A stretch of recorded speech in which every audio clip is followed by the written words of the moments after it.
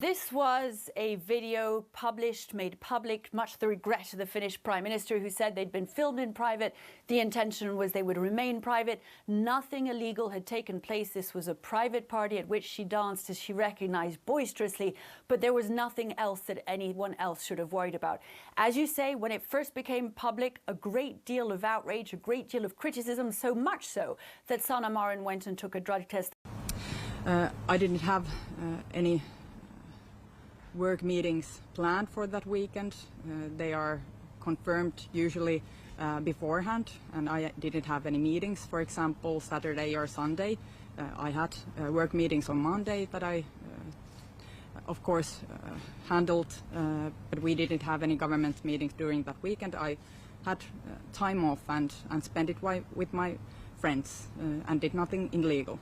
But after that criticism and that defense and the drugs test, a great deal of support, as you say, from women all around the world posting pictures of themselves, videos of themselves, doctors, lawyers, all kinds of professionals, essentially, John, sending the message that even though they are women and professionals, the idea that they should be dancing in their living room or in a nightclub or at a party shouldn't present any problem to anyone. That is very much the Finnish Prime Minister's defense. I'm going to keep doing what I do, which is what a 36-year-old normal woman would do, which is enjoy time off for herself. And that seems to have struck a chord with a lot of women, all those women coming out in support of the Finnish Prime Minister, who retains, John, crucially, the support of her party as well.